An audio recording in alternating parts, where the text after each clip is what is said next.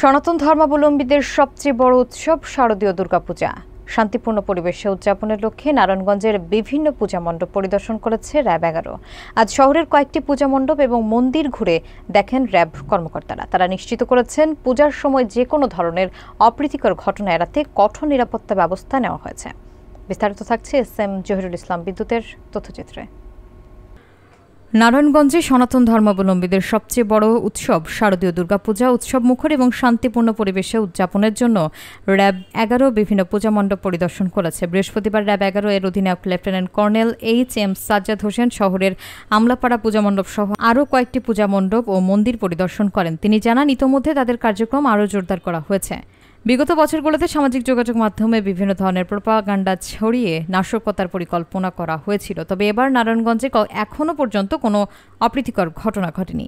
তিনি আরও বলেন, নারায়ণগঞ্জে মোট ২২৪টি পূজা মণ্ডপ রয়েছে, সেগুলোতে যাতে সবাই শান্তিপূর্ণভাবে পূজা উদযাপন করতে পারে সেজন্যই তাদের নিরাপত্তা বৃদ্ধি করা হয়েছে।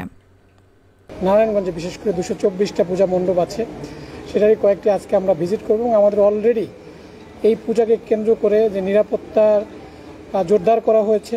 আমাদের এই পূজা শুরুর আগে থেকে আমাদের গোয়েন্দা কার্যক্রম শুরু হয়েছে। আমরা অলরেডি আমাদের টহল কার্যক্রম বৃদ্ধি করেছি।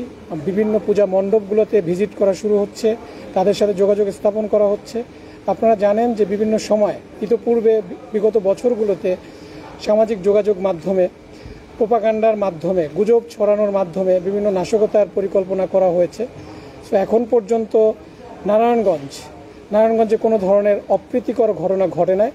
নারায়ণগঞ্জে টোটাল ২২৪টা পূজা মণ্ডপ আছে, ছোট বড় মিলিয়ে, এবং সেগুলোতে যেন সুন্দরভাবে সবাই শান্তিপূর্ণভাবে পূজা উদযাপন করতে পারে হিন্দু সম্প্রদায়ের লোকেরা, সেজন্যই আমাদের এই নিরাপত্তা জোরদার করা হয়েছে।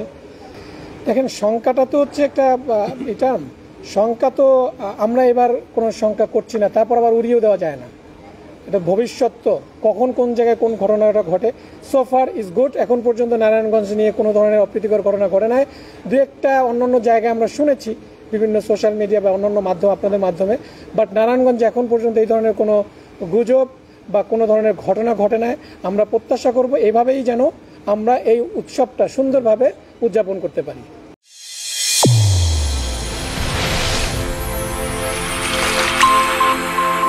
চ্যানেল A1 হৃদয়ের স্পন্দন।